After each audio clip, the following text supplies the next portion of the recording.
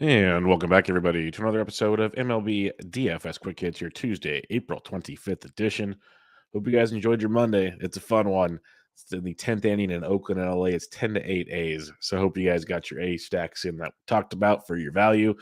The Angels ones weren't bad, depending on who you played, of course. The big dogs actually aren't performing. The cheaper plays on the Angels are getting the job done. But the Oakland A's, Jose Suarez, very, very bad. Very bad. You need to Spencer Strider, obviously. He went perfect through, I think, 7 or into the 7th. Got you almost 50 DK points on Monday. So, yeah, he was worth every penny, as we expected on this slate. Alex Cobb was the big one. Complete game shutout. That was the surprise of the day.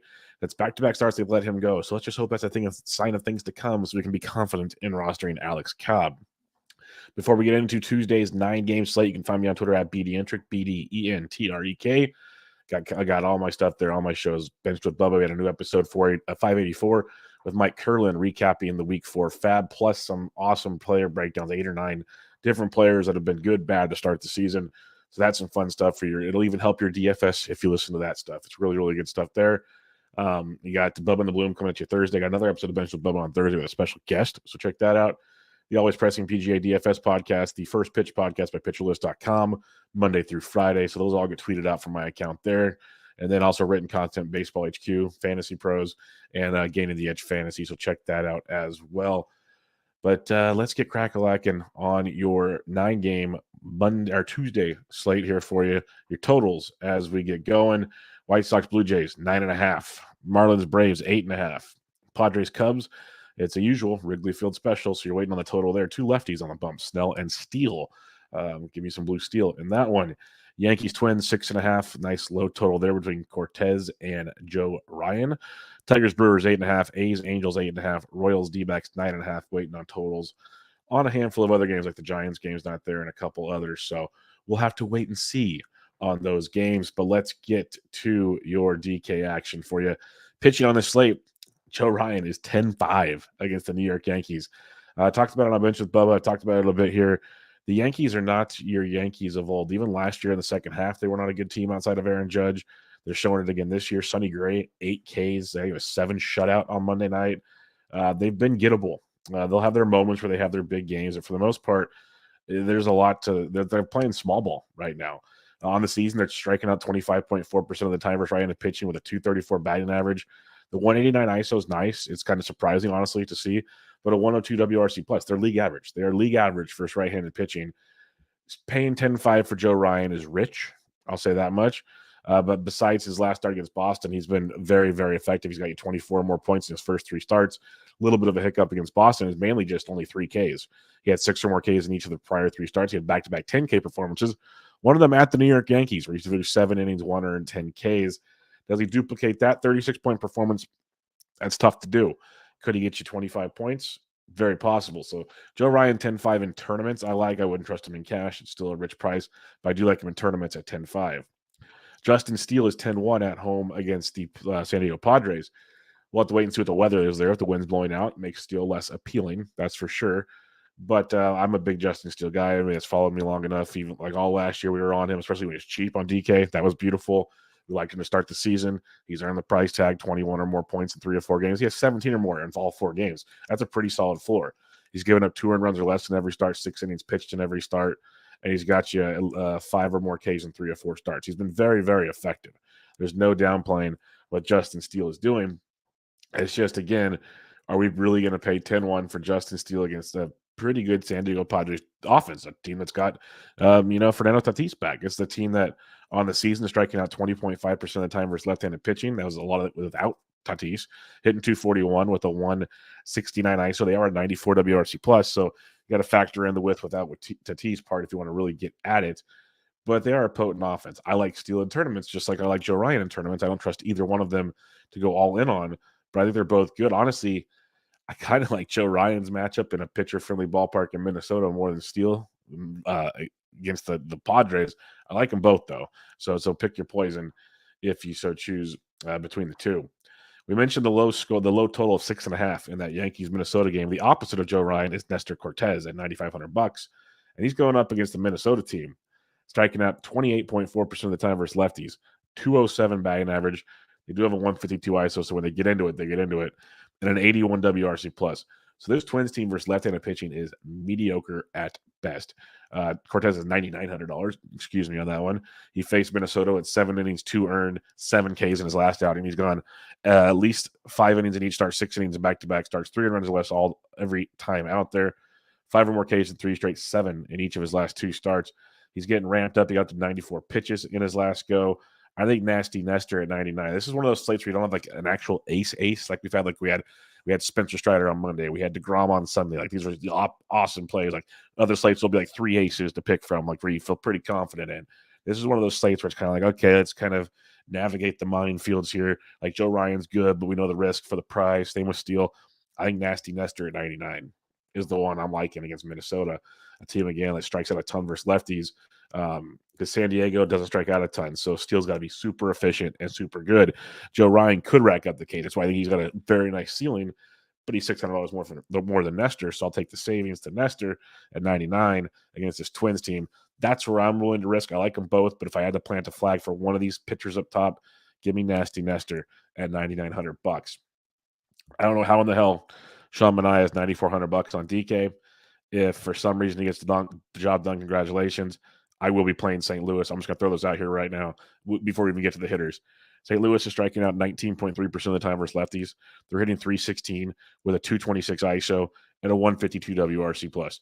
They are pretty much the best team in baseball so far on this short season, or like the second best WRC plus wise. The second best behind the best team in baseball, the Tampa Bay Rays.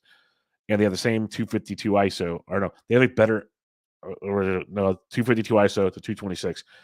They are the second best team in baseball. So left-handed pitching, the St. Louis Cardinals. Somehow Sean Manaea, who's been getting pelted all over the diamond, is $9,400. Yeah, we'll be stacking St. Louis in this one. All right, back to the pitching is what you came here for. So we have to save some cash here. I think Charlie Morton at 86 is very solid. He'll probably be popular just because of the pitching we mentioned on this slate. But it's like I'm a broken record. And I'll say it every time Chucky's on the slate here. He's going to give you 5 or 6 innings.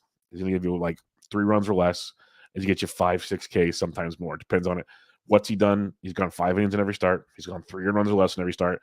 He's gone 5 or more Ks in 3 straight starts. He's gone back-to-back like 17-plus point games. He's never going to – okay, I won't say never. He'll probably not break the slate this year, but he's going to be consistently a solid SP2 and a pretty decent cash pitcher every time out there. You get the Miami Marlins tonight, so Charlie Morton at $8,600, 100% on board with that one. Now's where it starts to get murky, where we want to have some fun. And don't shoot the messenger, but Jose Barrios is interesting on this slate at $8,100. He's put up 15 or more points in back-to-back starts, 23 points, 2 starts ago against Tampa Bay of all teams. He's gotten 5 or more in 3 or 4 this year. Let's just talk about those last 2 starts. 5 innings or more, 2 runs or less, and he got you 3 Ks and 6 Ks. So not bad. The 6K outing, he got you 23 points. The ground ball to fly ball are much, much more in his favor. The biggest question and concern I have, 77 pitches in each start, so he's not going super deep in those outs, and that just I hate playing that guessing game. That's why the Alex Cobb thing, I said he's a great GPP play. Just know the Giants are doing this yo-yo thing with him, and they didn't do it for this first time, which was great to see. I didn't see any reports about that because I think the Giants beat reporters are annoyed with this team already, as fans are. So that was interesting to see. But then you look at this White Sox team. It's a depleted offense that it got the job done versus Bassett. Bassett also left with a back injury, so who knows exactly what Bassett they were facing out there. But I'm just waiting for Fangraphs to load, and I can give you some more info here. But it's a White Sox team. Moncada is still out, so you got that concern for you. And I can't get it to load. They're just not a very potent team right now. That's the bottom line. Like you got a lot of Jake Berger. Eloy Jimenez is heating up. I'll give him that much. That is good to see. But it looks like Fangraphs wanted to go down as I'm using it. So that's awesome. We might not have it for the rest of the show.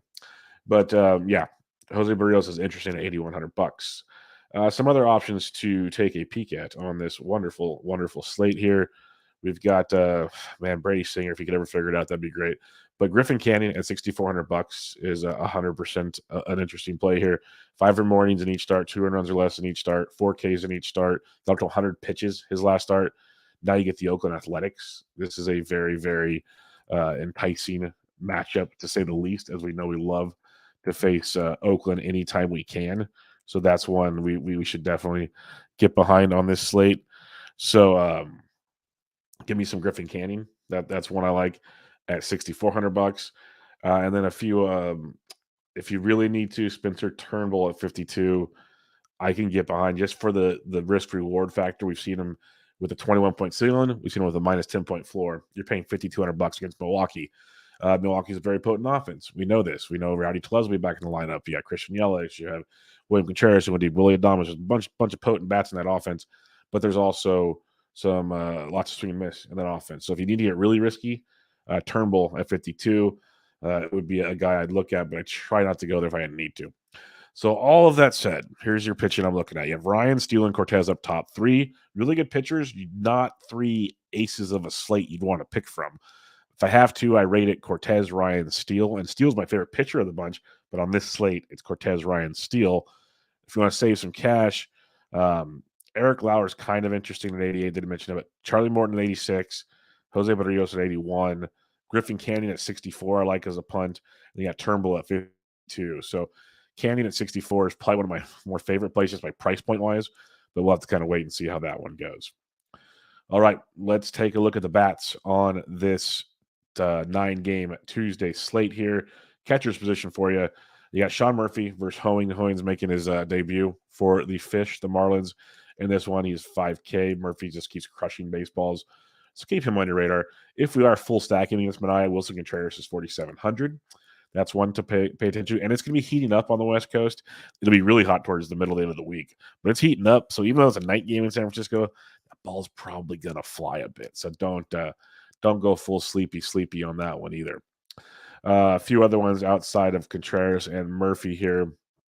We've got William Contreras versus Turnbull at 38.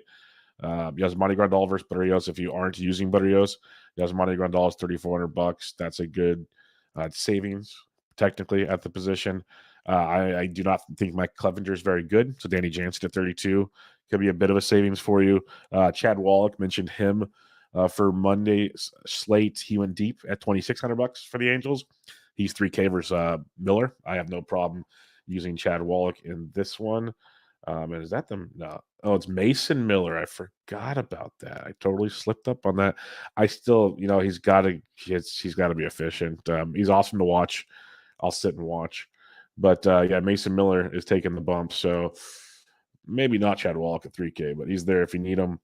I don't mind Shea Langoliers if you're not using Candy. Langoliers is $2,900. He got robbed of a grand slam in the 10th inning. Robbed of a grand slam by Taylor Ward.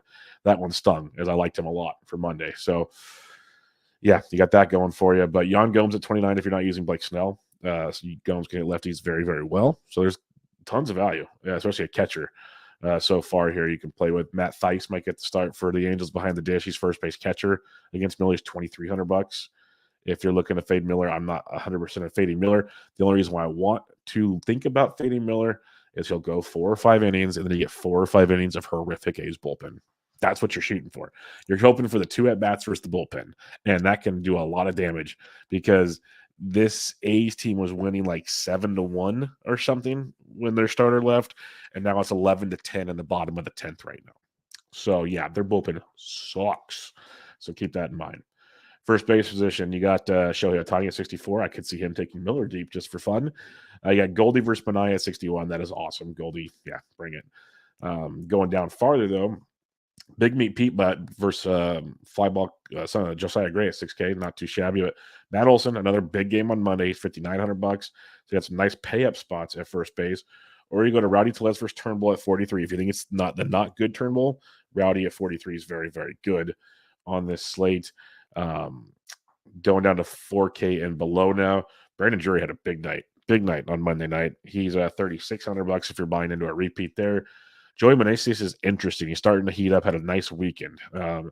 We talked about it before on this show, I believe. I know I didn't pitch with Bubba. The underlying metrics were very strong for Meneses. It was just a matter of the underlying metrics looked identical to last season, and we all thought he overachieved last season. So we thought there'd be a middle ground somewhere. Well, this past weekend, he hit his first home run of the year on Friday. He went 4 for 6 on Saturday. Went over on Sunday, but we saw some life get breathed back into Joey Meneses. He gets Budo of the Mets on Tuesday. So Meneses at 35. I like Vinny P a lot at 35 if you want a discounted first baseman. Ryan Nelson's taking the bump for Arizona. Decent pitcher, but a lot of pitch to contact with Ryan Nelson. So Vinny P at 35 is a very, very strong play and value. Like if you join the GTE Fantasy Patreon, I make a cheat sheet. Vinny P will be on it, and he might be in the top plays color. Let's put it that way. Like him and Rowdy for price point are two of my favorite first basemen on this slate. If you want to save some money and you want to attack Brady Singer, which you 100% can, because Brady Singer does pitches to contact, Pavin Smith is $3,200, and he is a great value. I wish he was still first base outfield. He was up until today, apparently, so that sucks. But Pavin Smith at 32 is another really strong play to save some money. So you can pay up for a couple pitchers so far. We'll see what the other bats look like. But there are definitely some options here. And then Spencer Torkelson at 26. You got Ryan Noda at 25. A couple just full YOLO punts if you need them. I see the arguments for them. I don't think I'm going to get there, though. Second base position on this slate, you got Thairo Estrada at 54. Woodford pitches with a lot of contact for St. Louis. That's why this pitching slate's weird. It's like some guys that don't get shelled a lot, but some guys that don't strike anybody out. So they could get shelled at a moment's notice. Thairo Estrada at 54, not really feeling like paying for that. I'd rather pay Ketel Marte at 46 for Brady Singer. I like that a ton. Ozzy Albies down to $4,300. That is criminal. That is stupid. That is an asinine price tag.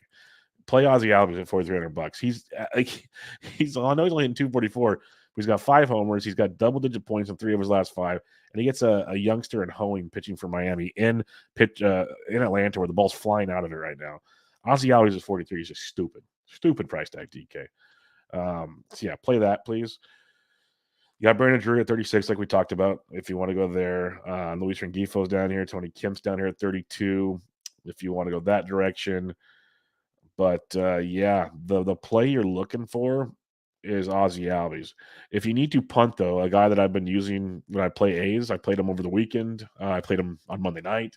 Jordan Diaz is hitting second, and he's $2,200 for Griffin Canning. He's hitting well over 300 this year. A little bit of pop in that bat. He's a really good punt at $2,200. So if you want to just go full punt at second base, Jordan Diaz of the Oakland Athletics at $2,200. Third base, Nolan Arenado at 55 is a great play. I know he's going to have a slow start to the season, but you give me Manaea. Arenado loves to destroy the Giants. If that combination is just meant to happen. Austin Riley at 54 is awesome. Chapman at 51 is outstanding. Josh Rojas at 49 is not bad because he will not get played. No one will play him when you have Arenado, Riley, Chapman, and Machado right below him. So Rojas, if you want some Arizona leverage versus Singer, that's your dude. But I like Chapman, Arenado, Riley quite a bit on this slate. Cheaper ones, though, Patrick Wisdom, great tournament play, third base outfield versus Blake Snell at 47. That's a really good tournament play. So some pricey third baseman on this slate. Other than that, wow, it drops off. Heimer Candelario at 31. If you want to save a bunch of cash and attack the youngster Budo, I could see the appeal there. If you don't think Barrios is going to be any good, Jake Berger at 3K is a very good value. Very good value. Not like a lock-in play, but a great value if you're fading that one. Brett Beatty at 25. I feel like he's going to have a big game here sooner or later. Josiah Gray can give him that big game. So Brett Beatty at 25 is a good punt as well at the third base position. Shortstop for you here, Bo Bichette's always fine at 58. You got Bogarts, Thairo Estrada, William Adames at 53 is nice. Dansby versus Snell at 52. But if you just want like matchup price, pay up spot, Francisco Lindor at 51 is outstanding versus Josiah Gray. I'll keep going to Bobby Witt at 5,000. That's just, he doesn't get the respect. I think it's because there's so many shortstops, so it's tough to get that respect he deserves. But Bobby Witt Jr. at 5K is a very good play versus Ryan Nelson. I'll sit behind that one for sure. Going down cheap, though, yeah, Javi Baez at 33, Zach Neto at 29. He had a decent game on Monday. Not a lot, though. CJ Abrams at 25 versus Budo if you need to. Here's your play if you want to just punt shortstop, which you don't need to punt every position. But Paul DeJong is $2,500 for Sean Manaea. DeJong returned on Sunday, went deep in his first game of the season. Gets the lefty Manaea. He's $2,500. That's a pretty solid punt for you.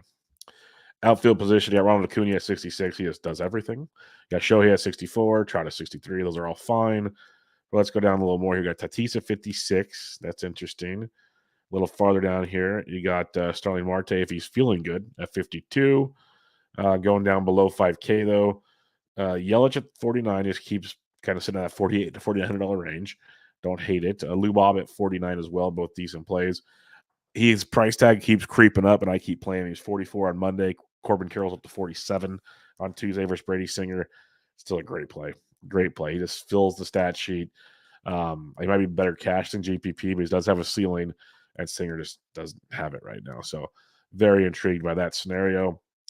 Tyler O'Neill for Sean Manaea at 45. That's very nice. Dalton Varsho at 44 is awesome. So like usually, you don't have to pay up at the outfield. You can start with Carroll at 47, O'Neill at 45, Varsho at 44. All very quality plays on this slate. Mitch Haniger did return on Monday. He's 42 versus Woodford. Not thinking I'm going to throw him in there, but he's there. You got Conforto at 4K versus Woodford as well. Yastrzemski at 37. Yaz is swinging it really well. So at least tournament-wise, he has some appeal for you. Going down to the mid-threes now. You got Brian Anderson at 35. I like him more for the lefty, but it's all good. He actually has kind of reverse splits more than you think. Jordan Walker should get the start for St. Louis. He's been kind of underwhelming for the hype train he had, but he's $3,400 for Sean Manaea. That's kind of worth the price.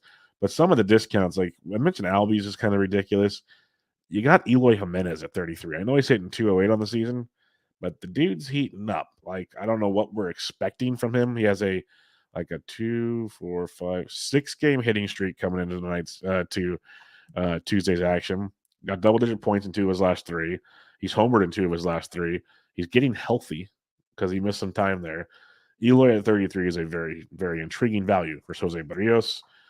Going down to the 3K and below range now. Edwin Olivares hit second versus the lefty, Tommy Henry. We'll see where he hits the lineup against Nelson, but Olivares did go deep in his first at-bat against Henry. Jake McCarthy's 28. He's been so bad, but he's cheap if you need it. He is cheap. I'll say that much. A few other ones here. You got it's not great. It's not what it's been the last few weeks. The pricing's gotten a little better, at least in the punt outfield position, not other positions. Punt outfield. Alec Thomas at $2,300 is a punt I don't mind if you're stacking Arizona. His underlying metrics are really strong. He's kind of heating up, so I don't mind Alec Thomas if you need to punt in the outfield. But there's enough punts at other positions you might not need to. All right, let's recap the pitching conundrum. You got Joe Ryan, you got Justin Steele, you got Nestor Cortez up top. I rate Cortez, Ryan, Steele for this slate alone. Obviously, in real life, I like Steele over the other 2. Charlie Morton, 86, very solid floor, mid-price guy. On this slate, Eric Lauer is slowly looking more usable at $8,800 versus Detroit. That's one I can definitely see being interesting. Let's put it that way. And then Jose Barrios at $8,100. Griffin Canyon at 64 is a pretty strong punt. And if you have to go full YOLO, Spencer Turnbull, I'd rather stick in the Griffin Canyon, get maybe that Morton Lauer range than one of the dudes up top. That's kind of where I'd like to not deviate too far away from. If you're looking to stack on this slate, Toronto versus Clevenger is totally great. I hate Clevenger. I think he's garbage. The Mets versus Josiah Gray is a great play as well. Atlanta will be one of my top stacks, especially with some of the prices on their guys, just stupid prices on Ozzy Albies.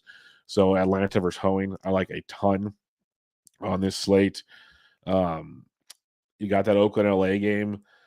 That's interesting. But give me Arizona versus Singer a lot, and give me the Giants St. Louis versus Benaya. So St. Louis, Arizona, Atlanta, my top 3 stacks on this slate. It's going to be a fun one, though. 9 games. Check the lineups when they come out because we've got some goofy scratches and stuff on Monday.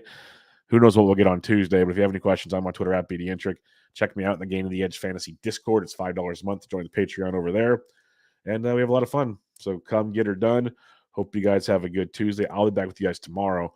But this was MLB DFS Quick Hits, your Tuesday, April 25th edition. I'm out.